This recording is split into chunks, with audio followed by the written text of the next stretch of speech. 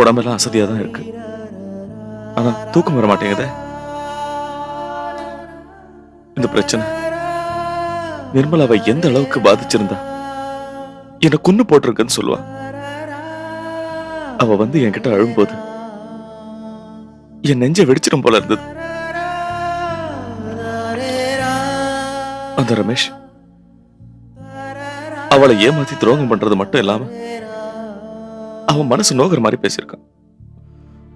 அவனை நினைக்கும் போது அவன் கைய கால என்னங்க, கொஞ்சம் அமைதியா இருங்க. அமைதியா இருக்கணும்னு தான் நினைக்கிறேன் சார். ஆனா முடியல. இந்த ரமேஷ் பண்ண பிரச்சனையால இவ்வளவு வருஷத்துல என் தங்கச்சிய இந்த அடி அடிச்சிருக்கேன். அதை நினைக்கும் போது எப்படி சார் தூக்கம் வரும்?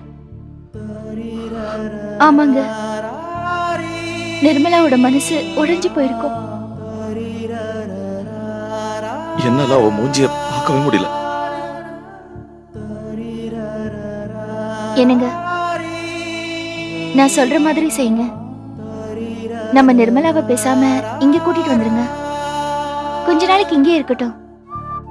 அங்க இருந்தா அவளுக்கு ரமேஷோட ஞாபகம் தான் வரும். இங்க இருந்தா அக்கம் பக்கத்துல பேசலாம், கொஞ்சம் மனசுக்கு ஆறுதலா இருக்கும். அங்கேதான் அத்தையை பாத்துக்க செல்வமும் பாட்டியும் இருக்காங்களே. இது கூட நல்ல யோசனை தான் சார். எனக்கு தோணவே இல்லை பாரு. அப்போ நாளைக்கு காலையில நம்ம 2 பேரும் போய் அவளை இங்க கூட்டிட்டு வந்துடலாம். அங்கேயா? அப்ப அவ காலேஜுக்கு எப்படி போவா? அவ கொஞ்ச நாளைக்கு அங்கேருந்தே காலேஜுக்கு போட்டோமா. அங்கிருந்து வந்து போனா மட்டும் அவ வருத்தம் போயிடுமா? அப்படி இல்லம்மா, அங்க இருக்கிற சூழ்நிலை வேற, சுத்தி இருக்கிறவங்க பழக்கம், இதெல்லாம் அவன் மனசை மாத்தும். கொஞ்சம் ஆறுதலாவும் இருக்குமா.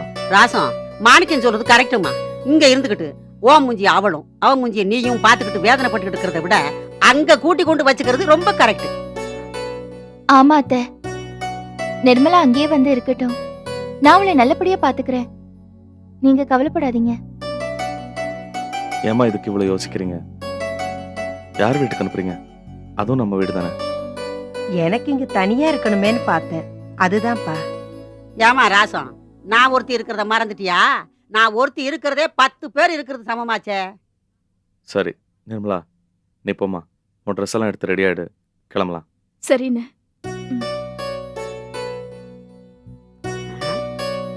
கண்ணு மாணிக்கம், நிர்மலா ரொம்பவே மாறிட்டாள்ல.